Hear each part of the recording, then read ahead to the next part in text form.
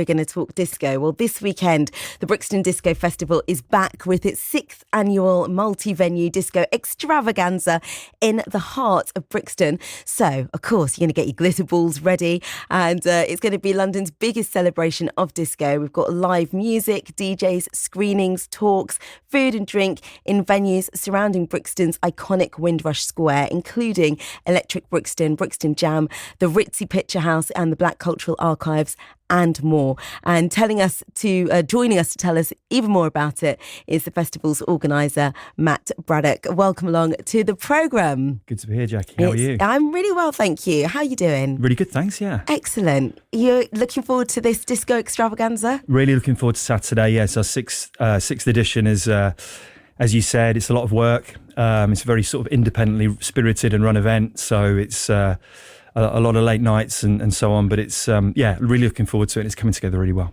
So 6th edition, so tell us about like the origins of this. Why disco? Are you someone that just adores disco? What's the backstory? Yeah. So I'd say yes, I adore disco, but I think it probably came from, in terms of the idea of the event, I ran up until Christmas, many events at the Prince of Wales on the rooftop for many years.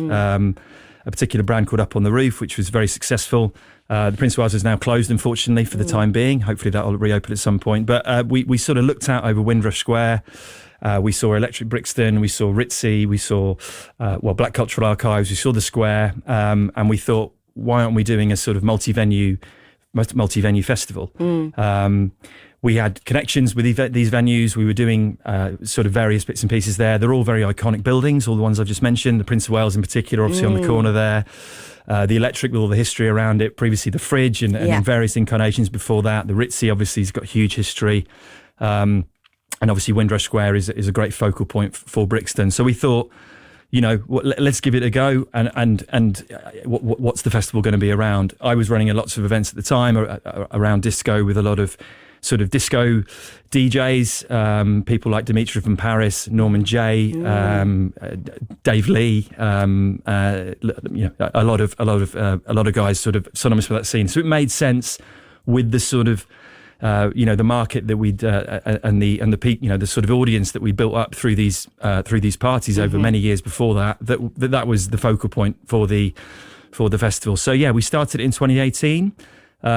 We announced that first festival on the Readograph at the Ritzy. I remember that the other day, which was really great. And I think it was in that sort of early days, not necessarily early days, but it was a big social media moment. We managed to sort of capture that, and it went viral, for one of a better word. What did it say? It just said Brixton Disco Festival 2018, and the date. And it just captured people's imagination. I can't quite remember what the last little phrase. Just captured people's imagination. Everyone on the way to work, just taking photos of it, and it sort of went viral. So that was a great start. That first year went really, really well.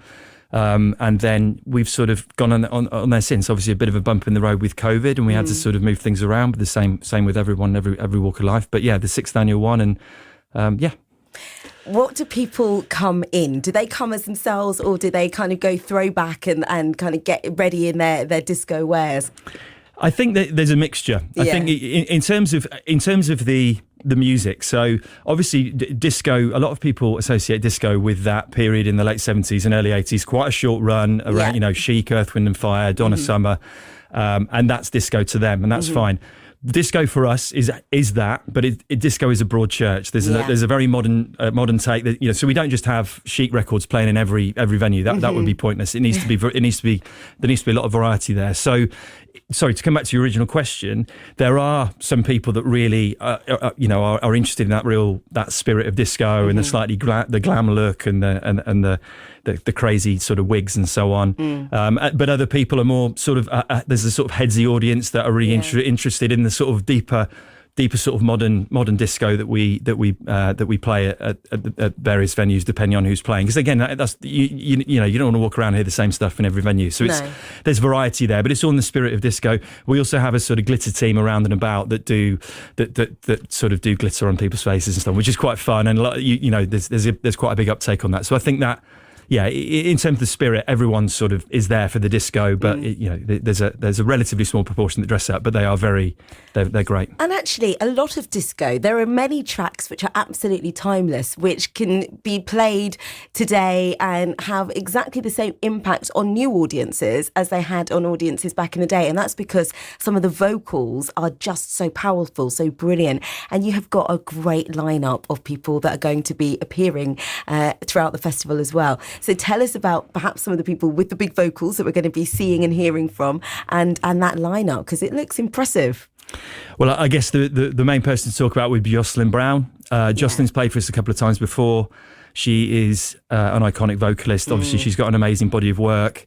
In terms of the sort of, the disco era that we were just talking about, the late 70s, early 80s, she was performing with acts like Inner Life and Dazzle.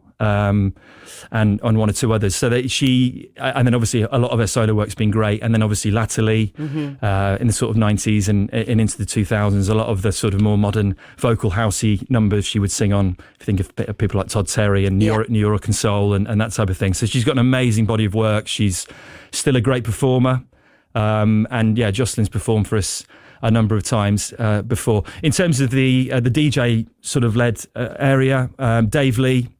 He is someone that has been a sort of iconic guy on the British disco scene for 20, 30 years. He produced he produced pop tracks in the 90s and 2000s, things like Jakarta, Raven Maze. I think he even produced Really Like My Fire by Take That, interesting enough, which I didn't know till recently.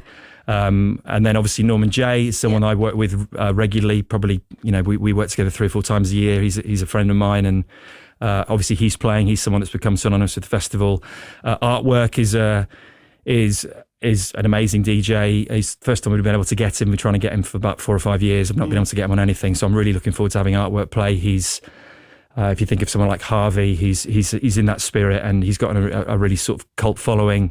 Then we've got Faith, who are a real iconic British sort of London house brand. Their fanzine has been relaunched in the last couple of years alongside Defected, and they're really, really strong with Stuart Patterson, Terry Farley and Dave Jarvis. Then we've got Ella Knight, who's an amazing sort of jazz performer who's become a DJ very strong in the last 2 or 3 years. Yasmin, really interesting DJ and performer that she's going to be playing. Marcia Carr, a great London DJ, complete legend, and she's really getting the recognition she deserves in the last couple of years. Michael Gray is a very strong guy. Arup Roy, also amazing sort of guy on the sort of slightly more world music tip, but really interesting. And then a variety of other support and performers as well. I mean, what a lineup. If disco is your thing, and as you said, in the many varying facets of disco, then you're really catered for across the board. Is there any one thing? I mean, you mentioned there that you're really looking forward to Artwork because it's been a long time trying to get them booked. But is there anything that stands out which is continuous throughout the years? Because you mentioned that there are talks as well, or I mentioned that there are talks and that sort of thing. So perhaps the talks, tell us a little bit about that and what happens at those parts of the festival. In terms of the talks, I'd say this year, well, one thing to talk about, we're doing a screening. We do a regular screening every year. So we've done the Studio 54 documentary a couple of years ago. We did another one around Paradise Garage. We did another one with Nicky Siano called Love is the Message, which is about his New York venue, the Gallery. This year we struggled a bit on the disco tip, so we actually screening a live concert film of Talking Heads' Stop Making Sense, which is one of the great concert films. We thought there's a lot of the Talking Heads rhythms are very rhythmical and sort of they have that spirit of disco, and I think even I might be wrong, but possibly Nile Rodgers even produced 1 or 2 of his tracks. That might be wrong. People are probably swearing at the radio now. To be confirmed. Yeah, to be confirmed. But there's certainly there's the spirit. So I think that's a great add-on. Yeah. In terms of talks this year, we're not doing so much. In terms of the time I've invested this year, it's been more in developing the community spaces. So we've got the community space we've been running for 3 years at the Black Cultural Archives, at Brixton Village. Okay. And Cindy Hanson, who is very influential. Do you know Cindy? Enough, Cindy this evening is going to be providing our Club Rewind. So we do a feature called Club Rewind, where we throw back to some of the heady nights of nights out, and Cindy has provided this week's. So yeah, absolutely. Yeah, she's great. She's amazing, Cindy. So she sort of runs the and programs and has developed the stage at Brixton Village for us. And at Brixton Village, then we work alongside a lot of the traders. Some amazing restaurants there, and some amazing bars. So, obviously Brixton Village has been the birth of places like Franco Manca and Honest Burger and The Joint. Lots of places that have really gone to big things. So it's great to have partnerships with them. So wristband holders have got deals and offers they can get access to. But it's great in terms of the footfall for Brixton Village. I think it's really been a really positive thing. Black Cultural Archives is another community space that we've developed over the last 2 years. This is the second year we've run it. They've got a beautiful courtyard in front of the building there. So the Black Cultural Archives is the centre of Black British history in the UK. It's a really interesting space and really interesting. Space, actually, yeah. So the courtyard is stunning there. So we have a stage there. So we have Marcia Carr playing there, Ella Knight and Norman Jay. So that was a big success last year. Really hoping the weather holds, which I think it might do. I'm sure your weather guys will tell us. So those two spaces, really developing those two spaces this year has been a big thing for me. The other thing is we've bringing a new venue, Brixton Jam, which is about a 10-12 minute walk out of central Brixton. Traditionally we've just used the venues around that area, but Jam's an amazing venue. They've developed so much in the last 5 years, I'd say, particularly through COVID and post-COVID. But it's on Brixton Road, isn't it? It's on Brixton Road, so straight down the road. Walk, But we're actually I've got a Route Master bus. So we're running a Route Master bus, and it's number 54 because it's Studio 54. An easy connection. So the Brixton Disco bus. So we'll be playing disco on there, and I've got Dave Lee's done a really funny sort of tannoy message saying, next stop disco or something like that. So I've asked Niall Rogers I've messaged Niall Rogers to see if he'd record them for us as well, but he's not got back to me yet. So you never know. Look, you've still got a couple of days. You do, we'll see. But so in terms of obviously syncing up all the venues and connecting the Jam, even though it's not very far and it's an easy walk, I think it's a nice addition. So yeah, it should be fun. And there's one more venue, actually, Market House upstairs. Actually, something to say. We've worked really with a great a guy called Mark Thompson. He runs Black and Gay back in the day, who you may well know. Very well, yeah. So he runs a sort of fringe event. He has done for the last 3 years. It's been a really big success. We have done it upstairs at the Ritzy, but we've decided to move it to upstairs at Market House, which is a legendary old sort of pub and live music venue on the Cold Harbour Lane there. So that's going to be a sort of fringe event. So I think that sort of encompasses everything with the festival. Wow. I mean, I just left Brixton about a year ago, and I'm so gutted that it's no longer on my doorstep and I can just step out my house and just be immersed in this, because it just sounds, you've painted such a beautiful picture.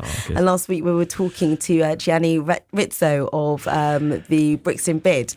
And we were talking about the fact that the nightlife of Brixton is such a huge part of the nighttime economy, and actually the nightlife, I think he said it was 40% of the income for Brixton, and encompassing all of these venues and the work that you have done. It's huge compliments to you, and what a great contribution to that. Thank you. And I must mention Brixton Bid then. I'm sorry. He's going to kill me now. Brixton Bid have very kindly given me a nice community grant. Sorry, nice, it's not really a good word, but a community grant towards running the community spaces, which has been really well received. Right. So thank you to Brixton Bid for support. And Brixton has obviously been struggling a bit in the last couple of years, with the academy going down and then the broader climate. It's been a tough time for Brixton. But I think, it's been, I think I can see with the academy reopening and hopefully the sort of general climate improving, that there's going to be a more sort of positive next year or so and moving forward for Brixton for Brixton nightlife. Thank you so much. It's really great to hear about it. Now let's do the business bit. If people want to get tickets, there are tickets available at brixtondiscofestival.com. That's the best place to go? That is, yeah. We've not got many left. I think there's about 200 left, I'd say. Okay. So if you'd love to come, please do. I mean, it's a great day out. It runs from 3 till 3, just to say. So, 12 hours is a long time to be there. You find people come for maybe 5, 6, 7 hours. But all the details on the website in terms of set times and all that sort of stuff, and details about where to get your tickets from. So, if you'd like to come down, it'd be great to have you along. Brilliant stuff. Thank you. What a pleasure to talk to you. It's going to be a real hoot, and the rest. Of course, we talked there about Jocelyn Brown, so it's the only app that we play a little bit of her, get those vocals going. Thank you so much, Matt Braddock, for coming by. Thank you.